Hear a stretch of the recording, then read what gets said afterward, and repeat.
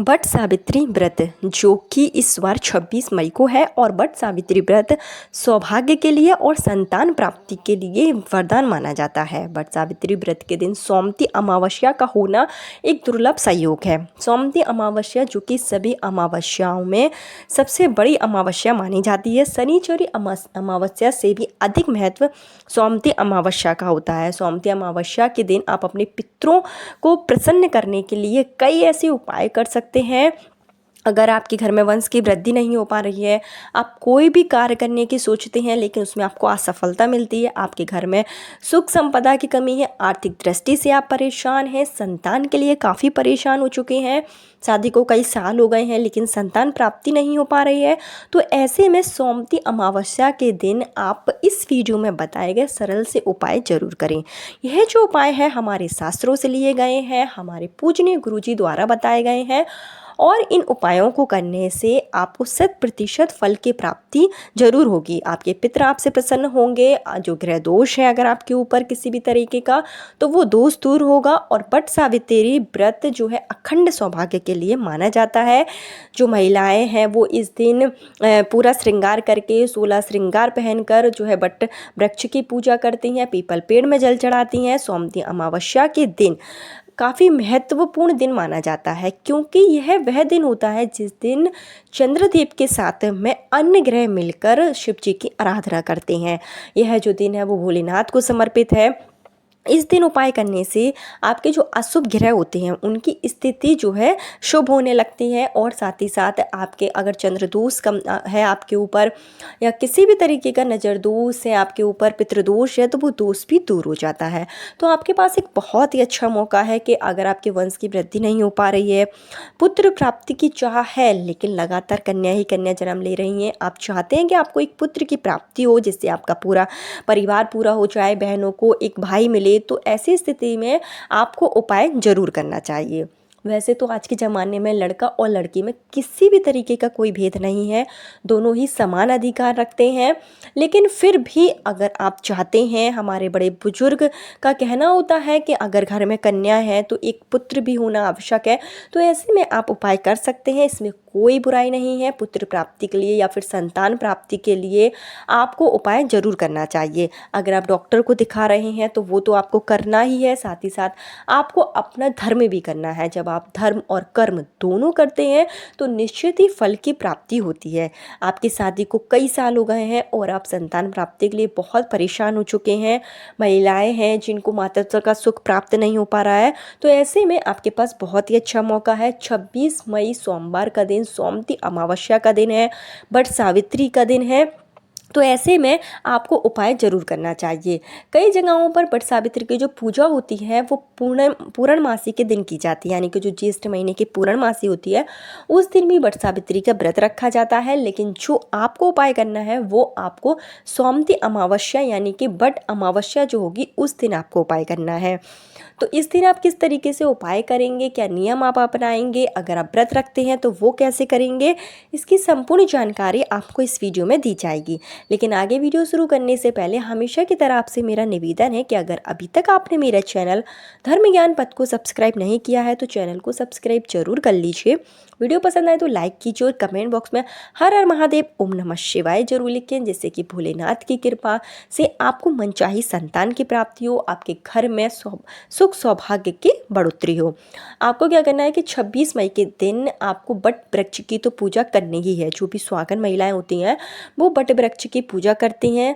इसके साथ ही आपको पीपल के पेड़ की भी पूजा करनी है क्योंकि सोमवती अमावस्या के दिन पीपल के पेड़ में साक्षात ब्रह्मा विष्णु महेश का वास होता है और हमारे पितृ भी जो हैं पीपल के पेड़ में आते हैं, तृप्त होने के लिए आते हैं, अपने वंशजों के पास आते हैं। तो ऐसे में आपको पीपल के पेड़ के नीचे भी दीपक प्रज्वलित करना है, जो आप लंबी बाती का दीपक आपको प्रज्वलित करना है। और इसके साथ ही आपको एक लोटे में कच्चा दूध लेकर थोड़ा सा जल मिलाकर, थोड़ा मीठा मिलाकर और काली तिल को मिलाकर आपको जो है पीपल की जड़ में चढ़ाना है और यही जल आपको बरगद के पेड़ में भी चढ़ाना है। जब आप बट वृक्ष की पूजा अर्चन करेंगे तो संतान प्राप्ति की कामना के लिए और सुखी वैवाहिक जीवन की कामना के लिए आप बट वृक्ष के नीचे लोटे में जो है दूध लेकर और उसमें काली तिल डालकर जल डालकर बटकेश्वर महादेव के नाम से जल जरूर अर्पित करें। इससे आपकी सुख सौभाग्य की प्राप्ति होगी।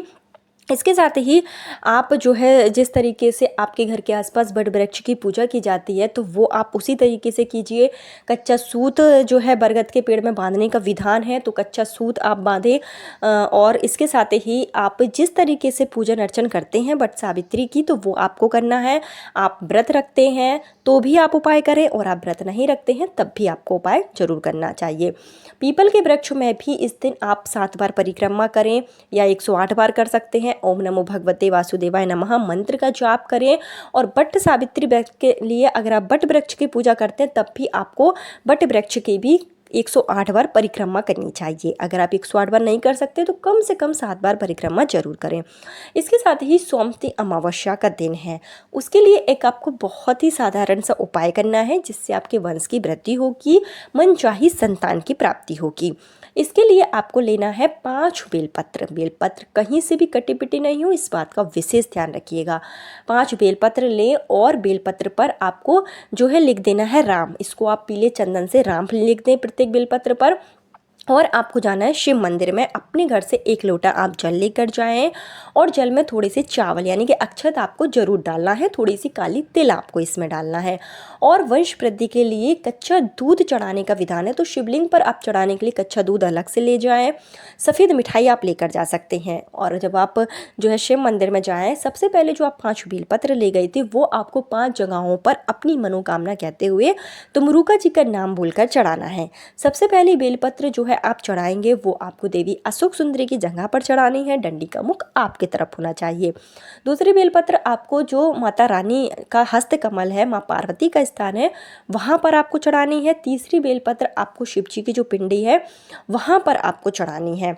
आपको जो है पत्ती का मुख है वो आपके साइड हो, इस तरीके से आप चढ़ाएं। और जो 5वीं बेलपत्र है वो आप जो चौथी बेलपत्र है वो आपको जलधारी से जहाँ से जल नीचे गिरता है उस स्थान पर आपको चढ़ानी है। 5वीं बेलपत्र आपको देवी अशोक सुंदरी की जगह पर स्पर्श करें। तुमरुका जी का नाम बोलकर संतान प्राप्ति की कामना के साथ में यह बेलपत्र अशोक सुंदरी की जगह पर स्पर्श कराकर नंदीश्वर भगवान पर जो नंदी है वहाँ पर आपको चढ़ा देनी है।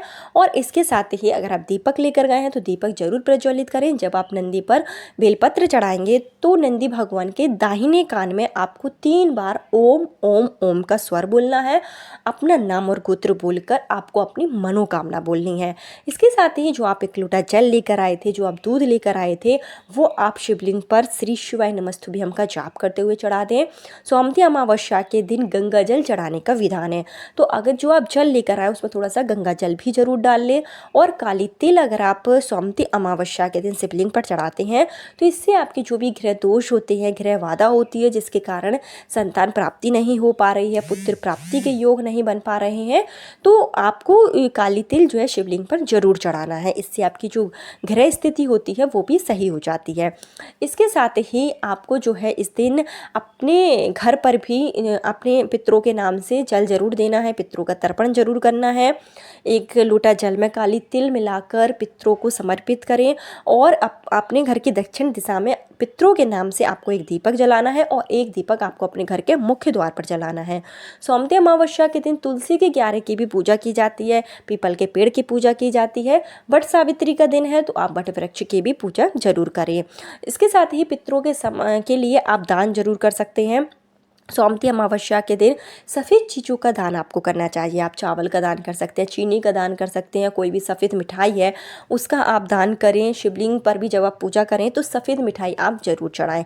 इसके साथ ही जब आप बट वृक्ष की भी पूजा कर रहे हो तो आपको 5 तरीके की मिठाई लेकर बट वृक्ष में थोड़ा थोड़ा आपको ज़रूर चढ़ानी है। इससे भी आपको बटकेश्वर महादेव का नाम लेकर ही सारे उपाय करने हैं। अगर आप बट वृक्ष के नीचे कर रहे हैं और पीपल के वृक्ष के नीचे अगर आप उपाय कर रहे हैं तो आपको पिपलेश्वर महादेव का नाम लेकर उपाय करना है। इसके साथ ही संतान प्राप्ति, पुत्र प्राप्ति के लिए एक छोटा सा कार्य आपको और करना है कि जो बरगद का पेड़ होगा जहाँ पर आप पूजा कर रहे हैं उसी के नीचे आपको एक आपको बरगद का पत्ता ले लेना है और उस पत्ते पर आपको बालू से शिवलिंग बनाना है। बालू जैसे नहीं मिलती है तो आप कंकड़ का कोई शिवलिंग मान लीजिए, वहाँ पर जो मिट्टी है वहाँ से आप शिवलिंग बना लें। और शिवलिंग जब आप बनाएंगे उसमें थोड़ा सा दूध मिला लें या घी मिला लें या मक्खन मिला लें। इस तरीके से आप पार्थिव शिवलिंग बनाएं। पत्ते पर जो बट का पत्ता होगा वहाँ उसके ऊपर आपको शिवलिंग बनाना है। विधि विधान से बटकेश्वर महादेव का नाम लेते हुए शिव भगवान के पूजन अर्चन करनी है। आपको मंत्रों का जाप करना है, संतान प्राप्ति की कामना करनी है। इस उपाय को करने से भी आपकी जो सूनी गोद है वो बहुत जल्दी भर जाएगी। इसके साथ ही अगर कोई ऐसी महिला है जिसको बार बार गर्भपात होता है, 1 या 2 महीने गर्भ रुकता है, उसके बाद मिसकैरेज हो जाता है, गर्भ संबंधी कोई परेशानी है, बच्चा होता है लेकिन कोई उसमें समस्या होती है, वो शारीरिक दृष्टि से स्वस्थ नहीं रहता है, इस तरीके कि अगर आपके ऊपर कोई परेशानी है तो आपको एक छोटा सा उपाय करना है जो आपको सोमवती अमावस्या के दिन करना है। आपको अपनी पैर के अंगूठे से लेकर सर तक एक आपको मौलिक का धागा है जो आपको नापना है। जो भी महिलाएं हैं जिनको संतान कि इस तरीके की परेशानी हो रही है तो एक धागा आपको अपनी लंबाई के बराबर लेना है और एक आपको लेना है नारियल, जो जूट वाला नारियल है वो आपको लेना है और इस धागे को आपको उसी नारियल के ऊपर अच्छे से लपेट देना है और अपनी मनोकामना कहते हुए, जो भी आपकी समस्या है वो कहते हुए शिव मंदिर में जाना है और देवी अशोक सुंदरी की जगह पर यह नारियल वहाँ पर आपको चढ़ा देना है। देवी अशोक सुंदरी की जगह पर अगर आप यह नारियल चढ़ाते हैं तो इससे आपके गर्भ में किसी भी तरीके की कोई परेशानी होगी जिससे बार बार मिसकैरेज हो जाता है, गर्भपात हो जाता है, तो इस तरीके की जो भी समस्या है वो बहुत जल्दी दूर हो जाएगी। तो नारियल का यह उपाय आप सोमवती अमावस्या के दिन जरूर करें। यह उपाय केवल सोमवती अमावस्या के दिन ही नहीं किया जाता है बल्कि सोमवार के दिन या फिर जो विशेष तिथियाँ होती हैं उस पर भी आप इस उपाय को कर सकते हैं। सोमवती अमावस्या जो कि बहुत ही अच्छी तिथि मानी जाती है, वैसे तो ये अशुभ तिथि होती है, इसमें कोई भी शुभ कार्य नहीं किए जाते हैं, लेकिन संतान प्राप्ति के लिए, अपने पितरों को प्रसन्न करने के लिए, भोलेनाथ का आशीर्वाद लेने के लिए यह तिथि काफ़ी लाभदायक तिथि होती है। तो आपके पास एक बहुत ही अच्छा मौका है। 26 मई का दिन है, सोमवती अमावस्या है, साथ ही साथ बट व्रत जो है बरगद के पेड़ की पूजा भी की जाएगी, बट सावित्री व्रत है, तो आपको ये छोटे छोटे कार्य जरूर कर लेने चाहिए। आपकी सूनी गोद अतिशीघ्र भरेगी, आपके वंश की वृद्धि होगी। कल फिर मिलती हूँ नए उपाय के साथ। जब तक के लिए हर हर महादेव, ओम नमः।